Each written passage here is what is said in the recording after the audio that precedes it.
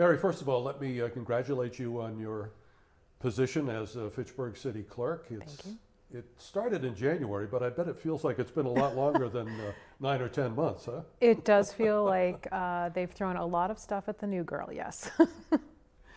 Let's talk, first of all, so the audience can get to know you a little bit about your background and what you have done prior to coming into Fitchburg. Okay, so my background in municipal government started with actually the Board of Health. I worked part-time in the Board of Health for the town of Carlisle. Worked there for a couple of years and realized I really liked it. I liked engaging with the public and being a front person to talk to them about their issues.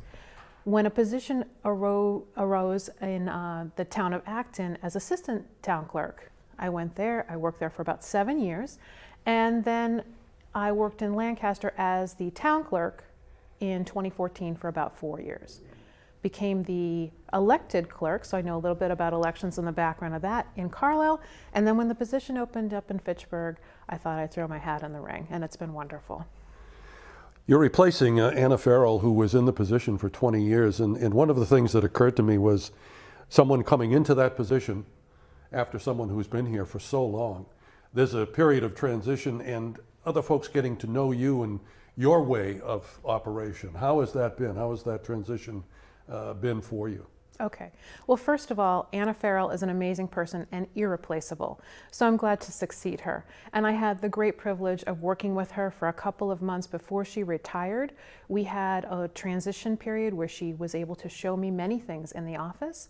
And one of the best things that she ever did is build such a cohesive team in the office. I am so privileged to get to work with the ladies I do. They are amazing. All of them are consummate professionals, and I think that that has really drawn us all together. One of the challenges that has been the most hard on our office is being able to deal with the COVID-19 virus and how we're going to respond to the public accordingly. And that kind of leads us into my next question. How has this pandemic impacted your operations on a daily basis? Well, the first issue with COVID-19 is that we are not open to the public. So being able to present and give our customers the best possible outcome of their requests has been very difficult, because obviously now there's a public health component in my department where it wasn't before. I have to look out for the safety and health of the employees as well as anyone who is doing the request. Luckily, we were implementing a combined effort with the IT department to bring a lot of our transactions online. So now we have many transactions that can be done in an online environment, such as birth, death, and marriage records, along with dog licensing and doing business as certificates. Similar to the Registry of Motor Vehicles, a lot of things that, and I went through this, so I speak from experience, you can do online now, like renewing a license instead of going into the registry. So you've kind of adapted to the new world that way. Exactly. Adapting to the new world's been very important. The customers feel very good that their transactions can still take place and they're safe in doing so. We want to talk about elections, but while you were talking I had this other thought. We have a renovated city hall that will be moving the municipal offices into. Has that planning, is that also part of what you've been dealing with? Well, one of the things as we plan to go to City Hall, we're hoping for January of next year, but of course that is in the back of my mind as I look at the stacks and stacks of things that we have in our office, and knowing they have to move just a couple of blocks down the street. It is something that we are considering as we also prepare for the election, so it can be quite a challenge. We do want to talk about and probably spend the balance of our time talking about the elections, because it's coming up fast and there's a lot new there. So let's dive right into it and begin with voter registration. Sure. First of all, if I'm a Fitchburg resident and I'm not sure if I'm registered, how do I find out? There's two ways that you can find out if you're registered to vote. The first is to call our office and we can look you up right on the system. The other option is that you can go to the Secretary of State's website, and they have a module where you can put in your name and address, and it can tell you where and if you're registered. let's talk about that a little bit more. If someone does need to register to vote, what are those options? So what are the options available to them to accomplish that? Okay, so they can call and request a voter registration form from our office. All registrations need to be in by October 24th. We need those. It's very important to get them back. We recommend that if you're not sure, to call our office and we will check for you and let you know if you're registered. And if you need a card, we'll be glad to send you one. And we ask that you do send them back rapidly, because with the mail delay, we just don't want anybody to lose the opportunity to have that option to vote. What kind of identification is required to register? So usually they will ask for either the last four of your social security number or your driver's license. And when you fill out the form, one of the most important things is line number 1 asks if you are a U.S. citizen, and you should check yes if you are, because without that we can't register you. We want to talk about voting. There are many options, and of course mail-in ballots have been the center of most of the discussion. What will the options be for folks in Fitchburg? And let's begin with acquiring a mail-in ballot. If I wish to vote that way, how does that work? Okay. The Secretary of State's office was very proactive during the September primary in sending out "I want to vote by mail" cards. If you filled one of those out and you checked all elections, you should automatically be registered for the November election. If, however, you weren't sure or you didn't take advantage of it at that time, you can call us and ask us to mail you the form, or there is an online module at the Secretary of State's website that you can fill out and you can be registered to receive a ballot right through the module. Now, when will the application for a ballot, when is the drop dead date that has to be turned in? Okay, so I'm just going to refer to my notes. The last day to request a mail-in ballot is October 28th at 5 p.m., and that's a hard deadline. We recommend that we get them by October 20th, because obviously we're going to need to mail that ballot to the voter, and it's going to take time to do that. And again, we don't want anyone to miss out who'd like to take advantage of that opportunity. And if I'm voting by mail, when should I mail that ballot back in? As soon as possible, I know. Exactly. When's the deadline? If you receive your ballot by mail, you should do it that very day. Sit down at your kitchen counter, fill that out, and pop that right in the mail to us. Or your option is to drop it in the drop box that's right in front of City Hall, 166 Boulder Drive. There's a red drop box there. We're also hoping to have a brand new drop box just for election material right outside of our office. That's safe and secure, and people know it's in there, and we check it a couple of times a day so they'll know that we have received their ballot. Now, another option is early voting. Yes. Not by mail, but in person. Are there hours that will be established, or have they been established for early voting? How is that going to work? So early voting in the city of Fitchburg is going to take place from October 17th through October 30th, and that is through those entire 2 weeks. So that does include Saturday and Sunday hours. So we are holding that at the Registry of Deeds, which is at 166 Boulder Drive, Suite 202. It's on the second floor, but it is accessible through an elevator as well. The hours for Saturdays and Sundays will be 9 to 2, and on the weekdays, Monday through Friday, will be 9 to 4 every day. And if someone wants to vote early, are they required to bring a form of identification? So if you're voting early, you're going to be voting in the mail, or are you talking about at the actual location? Okay. At the location. Yeah. I always recommend that voters always bring some type of identification. And the reason for that is because if you have forgotten to send your census back, you might be on the inactive list, or if you're a new voter, we have to see ID the first time. So it's always good to have something that you can show with your name and address. Now, we prefer a license or a state ID, but we will also accept a banking statement with a current address and name, a utility bill, something like that. Okay, now let's go to the other option, and that is actually voting on Election Day. Let's talk about, first of all, when polls will be open and when they will be closing. Okay, so the polls will be open in all locations. I have them written down.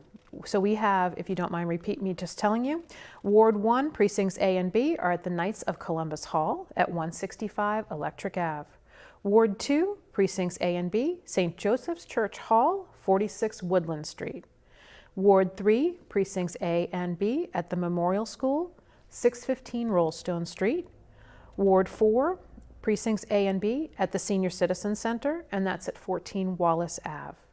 Ward 5, Precincts A and B, Rollstone Congregational Church, 199 Main Street. And last but not least, Precincts A and B for Ward 6 are at St. Bernard's Activity Center, 260 Summer Street. The polls will be open from 7 a.m. until 8 p.m. that entire day. Let's talk about some of the safety protocols that will be in place so folks know beforehand what will be required of them and if masks will be required. So go ahead and fill us in on those protocols.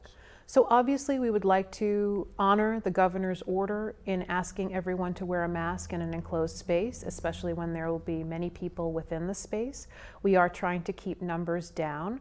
One of the things that we will ask our voters is, if at all possible, please to wear that mask, because it's for their safety and the safety of the poll workers.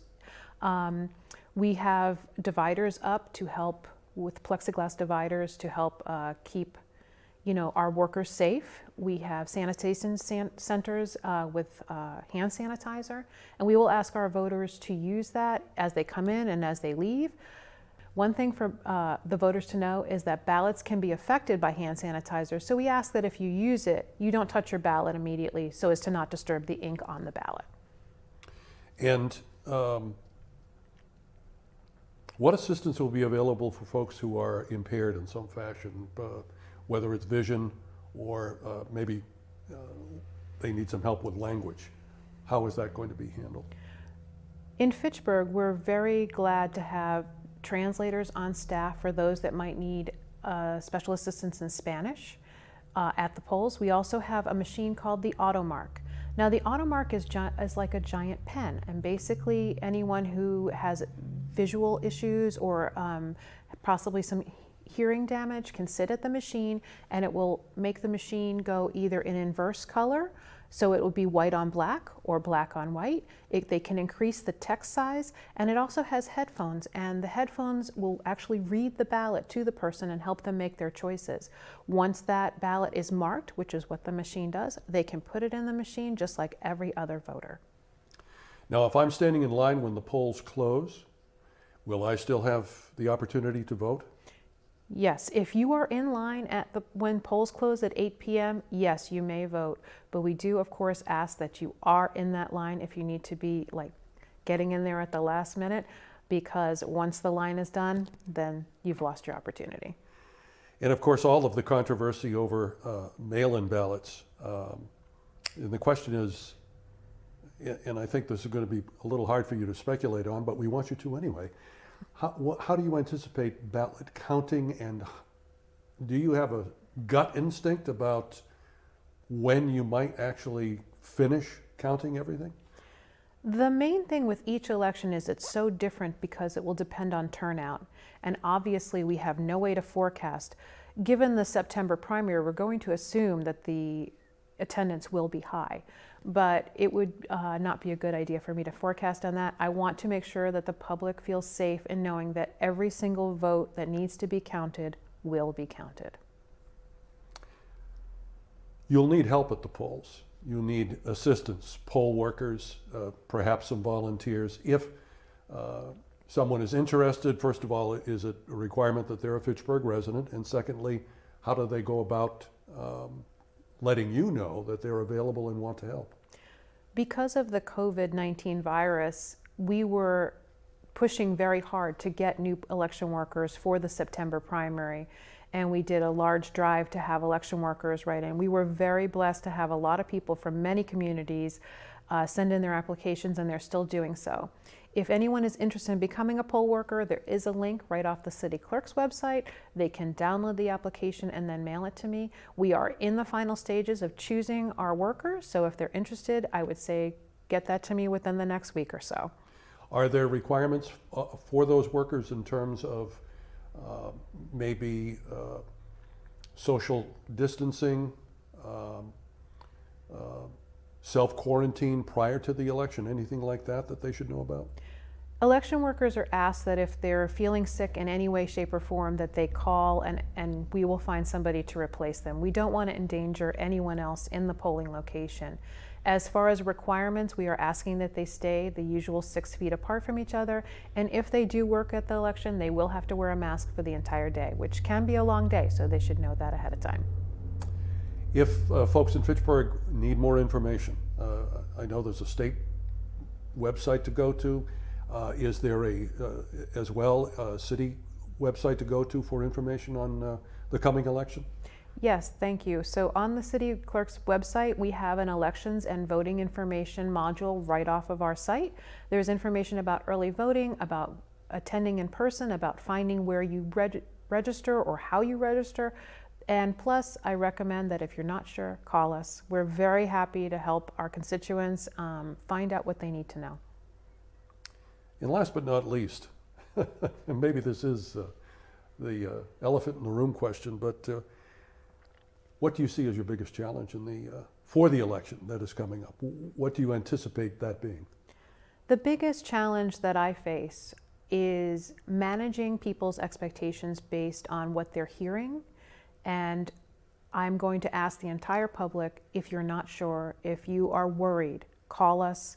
I want to set their minds at ease. I want them to know that we are taking every precaution to keep people safe with the virus. I want the workers to be safe. I want the voters to be safe. And that we are going to follow every possible nuance of election law to make sure that the vote is fair, equitable, counted correctly, and done well. Well, we certainly wish you the best in this very difficult year. You've certainly come in at quite a time, quite Yes. a challenging time. But it sounds like you've got things well in control, and we congratulate you and hope for the best on the election. Thank you so much, and thank you for having me on.